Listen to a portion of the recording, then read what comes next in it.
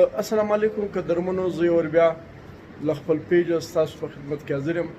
زما او شاته چې کومه خورکۍ پرته ده د دې تعلق له پښین څه دی. دا د درو بچیانو مور ده. نن سهار خپل خاوند خدای خبر دی چې ولې شپږ چړې وهلې ده او سخته ټپي ده، په بینسي هسپتال کوټه کې پرته ده. موږ به د دې سره چې کوم د دې ورونه دي یا خور ده د دې سره به خبره وکړو چې څه وجه ده، ولې دغه ظلم سوی دی. ستړی مه شې خورې، څنګه یې ښه؟ نو دا ته خاوند په څه شو ولې، څه وجه وله، کم جرم دې کړی و چې ته په شپږ چړې ووالې؟ ته د پلار کره ولاړې، ته د پلار کره ولاړې. ولې ولاړې؟ اوه د پلار کره ولې ولاړې؟ ښه بیا دې ولکه ورسره او ښه. نو مطلب خالد هغه کیسه وه چې ولې د پلار کره ولاړې، په دا باندې ووالې؟ ما ورته ویل ما د پلار کور نه دی، ما یادېږي نه بجې. ما ورته ویل ما بیا مې ورونو ته سمه ووایه، راباندې مې کړه. دلته څنګه ژر تېره راوغورځېد، یارې د مځکو ولم په ډبرو یې وشکم چې دا ووتم. بیا مې دروازه ورته بنده څوک نو، دروازه یې راپېرېوله، چړې یې راته ونیو. چړې څو چړې والې؟ زه په ځان نه پوهېږم. شپږ چړې. صحیح صحیح. ودرې یو منټ راوړه کېږي. دا زما ورېندار. ستا ورېندار دی، یعنې ستا ورور دا وهلی دی؟ زما ورور وهلی دی. ښه، دا مطلب چې زموږ هم بچي د ستا هم مطلب د مور یا د خور په ځای ده، یعنې د پلار کره تګ چې سړی د پلار کره ځي دونه غټه سزا حق لري؟ مثال هغه خو صحیح خبره ده، خو د دا سړي دماغ نه دی برابر. دماغ نه دی برابر. مثال مور یې هم وي، پلار یې هم وي، نه د ورور له لاسه اړي، نه د مور له لاسه اړي، نه د پلار له لاسه. نشه خو نه کوي یار. دا څو ټیم په ارمي کې تېر، مثال اوس ور دوې واره ورغلی، بیا راوغورځېد، اوس یې خپل دماغ پر ځای نه دی.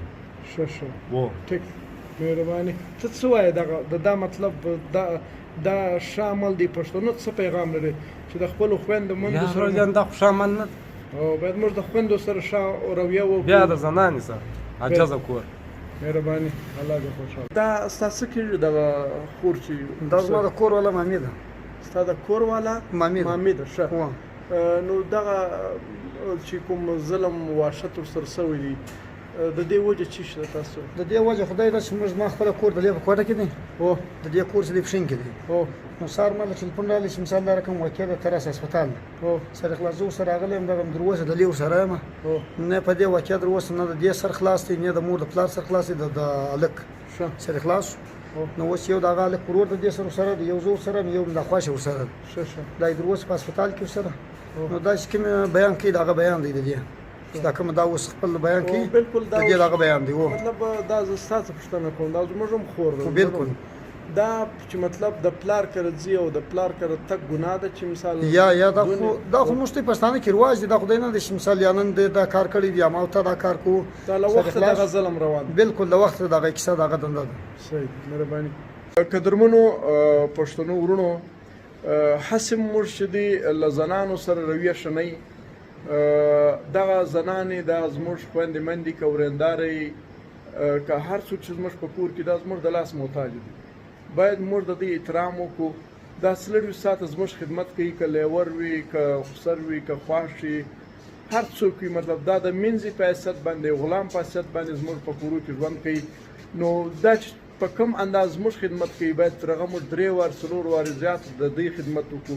دغه بیبي رایما زموږ خور چې نن وال سوې د شپږ چړې او د درو اولادونو مور ده، موږ ته هم ډېر غټ تکلیف را رسولی دی. موږ د دې په دغه خوږو باندې ډېر خوږمن یو، خو پښتانه قام ته دا پیغام دی چې باید له برداشته کار واخلئ. په معمولي خبرو باندې د خپل د کور د وګړو هغه خلکو چې هغه 24 ساعته ستاسې خدمت کوي، باید دغه سره دغسې وحشیانه عمل ونه سي. او باید موږ دغه سماج، دغه سوسایټي، دا پښتني ټولنه، دا ټول د دې وحشت خلاف، د ظلم خلاف ودرېږو، د دې مخنیوی وکړو. نن دا خور خوږ سوې ده، سبا به بله خور خوږېږي، او چې موږ ودرېږو او د داسې ظلم خلاف باندې یو موټی سو، نو د دغسې واقعو مخه به نیسو. الله مو خوشحاله.